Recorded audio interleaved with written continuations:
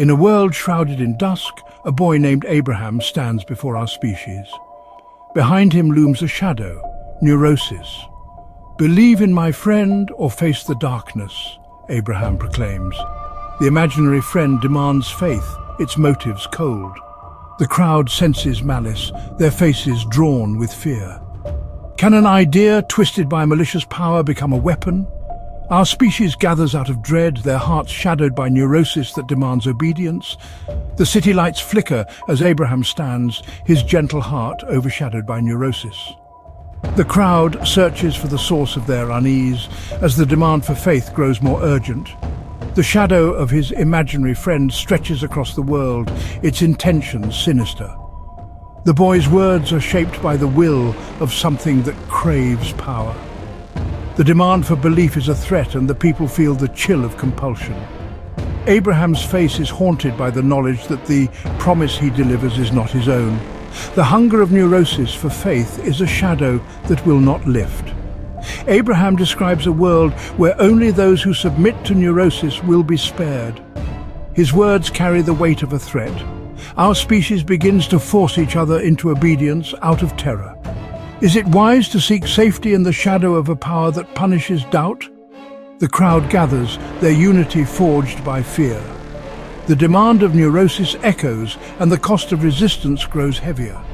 The presence of neurosis is felt in every shadow, its malice driving the crowd to enforce belief. The people huddle, not for comfort, but for protection from the wrath of neurosis. Only the demand for obedience remains. Some hesitate, their reflections searching for hope. Abraham warns, "Reject my friend, and you will be cast into darkness." The crowd insists, those who do not believe must be cast out. Our species divides, those who submit, and the skeptical who risk the wrath of neurosis. The glass reflects the fear that binds them, held together by the threat of neurosis's anger. The hourglass runs out for those who refuse to believe. The demand of neurosis is absolute, and the cost of doubt is exile. The broken mirror reveals the truth. The crowd is fractured, and the shadow of neurosis falls over all.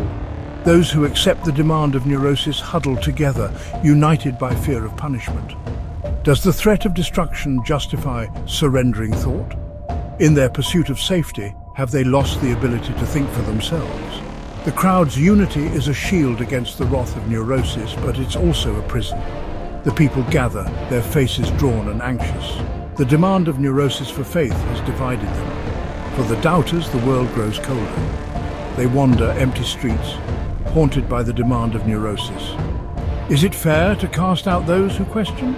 The consequences of enforced belief ripple outward. The solitary figure isn't alone in their fear.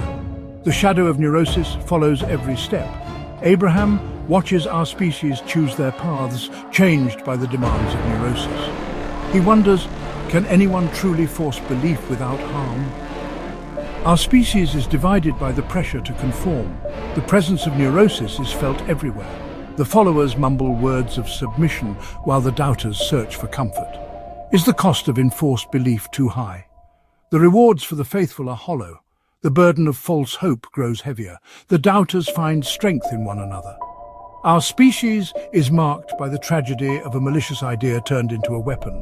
Abraham's promise lingers, twisted by the hunger of neurosis.